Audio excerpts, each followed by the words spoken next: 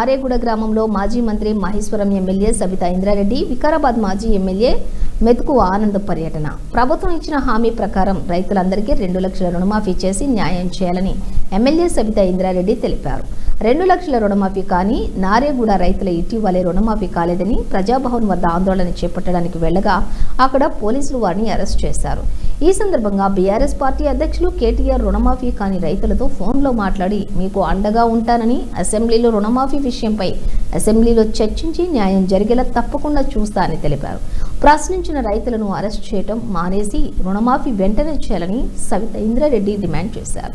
కొంచెం మీరు మంచిగా శ్రద్ధ తీసుకోండి. మీ అంటే ఈ రైతులంతా ఉంటారు.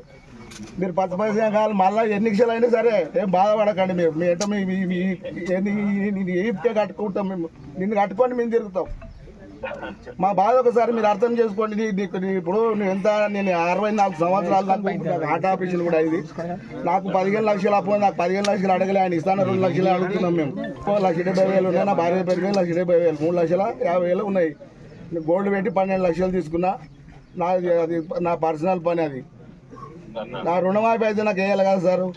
కార్డు ఒకటి, రేషన్ కార్డు. ఇప్పుడు నా కొడుకు 2 పిల్లలు, మా కోడలు వాళ్ళకి రేషన్ కార్డు లేదు.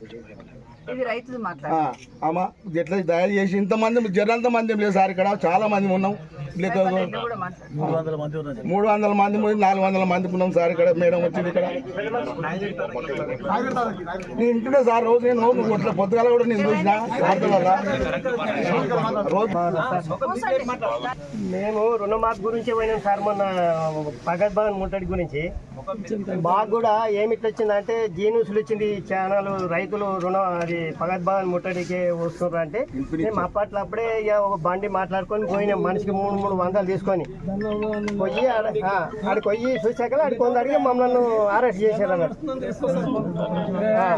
ఆడికి వెళ్ళి మేమేంటి సార్, మేము వచ్చింది సార్లు కాదు చెరగానికి వచ్చాం, మాకు రుణమాఫీ కాలేదు అని అంటే వాళ్ళు ఏమి చేసి బండి ఎక్కించారు. బండి ఎక్కించి సంజీవరెడ్డి నగర్ గంటన్నర సేపు నుంచి మళ్ళా తర్వాత పంపించారు మమ్మల్ని.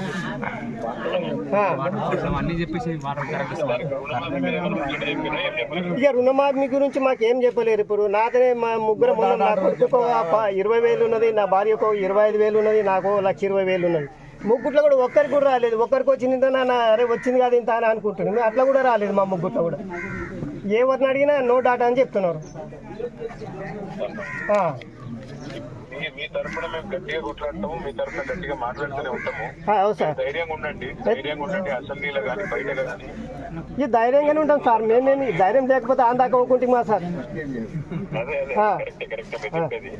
సబితకు ఉంటుంది, మేము అందరం ఉంటాం, కేసీఆర్ సార్ ఉంటారు.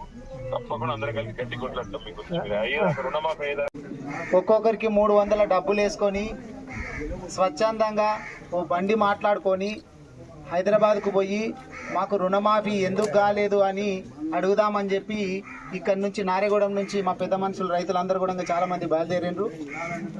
ప్రగతి భవన్ దగ్గరకు పోయిన తర్వాత పోలీసు వాళ్ళను అరెస్టు చేసి వ్యాన్లో ఎక్కించి ఎస్ఆర్ నగర్ పోలీస్ స్టేషన్కి తీసుకుపోయి ఇబ్బంది పెట్టి పంపించినటువంటి పరిస్థితి మనం చూసినాం. కాబట్టి సబితా ఇంద్రారెడ్డి మేడం, నేను అదేవిధంగా రైతులను మొన్న అట్లా ఇబ్బంది పెట్టిండ్రు కదా, పలకరిద్దాము అనేటటువంటి ఉద్దేశంతో ఈరోజు నారేగూడ రావడం జరిగింది. రైతులందరూ కూడా తమ బాధను వెలిబుచ్చుకుంటా ఉన్నారు. 2 లక్షల రుణమాఫీ దేవుడు ఎరుగు. మా దగ్గర అయితే ఒక ఆయన ఇందాక చెప్తా ఉన్నాడు, 12,000 ఉంటే కూడా మాకు రుణమాఫీ కాలేదు. ఇగో ఇక్కడ అసలు ఎట్లా వచ్చినాయి. కేసీఆర్ గారు వేసినప్పుడు చాలా ఇబ్బందికరమైనటువంటి పరిస్థితులు ఉన్నాయి. కరెంటు విషయం కూడా రైతు బంధు పైసలు పడేటి. అప్పుడు కేసీఆర్ గారు రుణమాఫీ ఎంతవరకు అయితే చేసిండో మరి అప్పుడు ఇటువంటి ఆధార్ కార్డు సమస్య అయితే అప్పుడు రాలేదనేది ఇందాక మా గౌరవ వర్కింగ్ ప్రెసిడెంట్ కేటీఆర్ గారు కూడా మాట్లాడడం జరిగింది. అన్నిటికన్నా ముఖ్యంగా నారాయణగూడెం సంబంధించిన మా రైతన్నలకు అందరికీ, పెద్ద మనుషులకు అందరికీ కూడా నమస్కారాలు తెలియజేసుకుంటూ, మొన్న ప్రభుత్వం ఇచ్చిన హామీని నెరవేర్చాలని ఏదైతే ప్రగతి భవన్ ముట్టడి అన్నామో ఆ రోజు మీరు అందరు కూడా పెద్ద ఎత్తున ఈ ఊరు నుండి ఒకరొకరు మీరు కూర్చొని మాట్లాడుకొని మీ సొంత డబ్బులు ఖర్చు పెట్టుకొని హైదరాబాద్ దాకా వచ్చి మా రుణం మాఫీ కాలేదని చెప్పే ప్రయత్నం మీరు చేస్తున్నారు. నిజంగా మీకు అభినందనలు, మీ ధైర్యానికి కూడా అభినందనలు తెలియజేస్తా ఉన్నాను. మిమ్మల్ని వీడియోలో చూసినప్పుడు, టీవీలలో చూసినప్పుడు మీరు అందరు వరుసగా ఎక్కుతుంటారే మా వాళ్ళలాగా ఉన్నారని కొంచెం జూమ్ చేసి చూసుకుంటే మీరు అందరు కనిపించారు నాకు. కనిపించినప్పుడు వెనకనే వెళ్ళి కలిసి వద్దామని అనుకున్నాం. మా బాబుని వెళ్ళి రమ్మన్నాను, కార్తీక్ని వెళ్ళి నువ్వు స్టేషన్కి వెళ్ళిరా అంటే ఆయన బయలుదేరదామనే లోపలనే మిమ్మల్ని అక్కడి నుండి పంపించేసింది. వెళ్ళిపోండి అని పంపించేసింది అని ఐడియా వచ్చింది. ఒకటి ఏమైపోయిందంటే ఒక రకమైన భయం అయిపోయింది రాష్ట్ర ప్రభుత్వానికి, రేవంత్ రెడ్డికి. ఎవరైనా ప్రశ్నిస్తారు అంటే చాలు ముందు వాళ్ళని తీసుకుపోయి పోలీస్ స్టేషన్లో కూర్చోబెడుతున్నారు. ఎవరైనా గట్టిగా మాట్లాడుతున్నారంటే చాలు వాళ్ళ మీద దాడి చేసే ప్రయత్నం చేస్తున్నారు. ఇంకెవరైనా గట్టిగా మాట్లాడితే వ్యక్తిగతంగా తిట్టే ప్రయత్నం చేస్తున్నారు. అంటే వ్యక్తిగతంగా మాట్లాడితే వీళ్ళు మళ్ళీ మాట్లాడకుండా అవుతారు కదా అనే ప్రయత్నం చేస్తున్న విషయాన్ని చూస్తూ ఉన్నాం. ఎన్నికలప్పుడు వాళ్ళు ఇచ్చిన హామీలు మాత్రమే నెరవేర్చమని అడుగుతున్నాం. మనం ఏమన్నాం, రైతులకు వాళ్ళు ఏమన్నా రైతు డిక్లరేషన్ పెట్టి కేసీఆర్ రైతు బంధు 10,000 వేస్తున్నాడు, మేము వస్తే 15,000 వేస్తామని. మనం ఆ రోజు విన్నాం కదా, ఆ రోజు ఎలక్షన్ అప్పుడు అదే చెప్పిండు. 10,000 వేసినాడు కేసీఆర్, మేము వస్తే 15,000 వేస్తామన్నారు. నిజంగానే రైతులు నమ్మిన్నారు. మామూలుగా కేసీఆర్ 10 సార్లు వేసినాడు కదా, వర్షం చినుకులు పడుతున్నాయంటే చాలు కేసీఆర్ పైసలు పడుతుండే అకౌంట్లలో. మనకు మెసేజ్లు వస్తుండే, ఇగో పైసలు పడ్డాయి అని. అది చూసినాం మనం. 10-15 రోజులలో వర్షం పడంగానే వస్తూ ఉండే ఆ డబ్బులు పడుతుండే.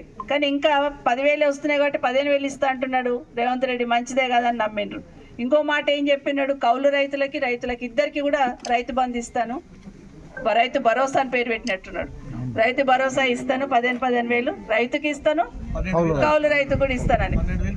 అది కూడా నమ్మిండ్రు. 12,000 కౌలు రైతుకు 15,000 రైతుకి ఇస్తానంటే అది కూడా ఏం చెప్పిండంటే, రైతు పండించిన ప్రతి పంట మీద 500 రూపాయల బోనస్ ఇస్తాడు. ఒక్క వరికి అని మేము అడిగితే వరి కాదు ప్రతి పంటకి ఇస్తాడు. అట్లాంటిది ఇప్పుడు ఏం చెప్తున్నారు, సన్న ఒడ్లు వండిన వాళ్ళకి మాత్రమే 500 రూపాయల బోనస్ అంటున్నాడు. అంటే మాట ఎట్లా మారుస్తుండో ఒక్కసారి ఆలోచించండి.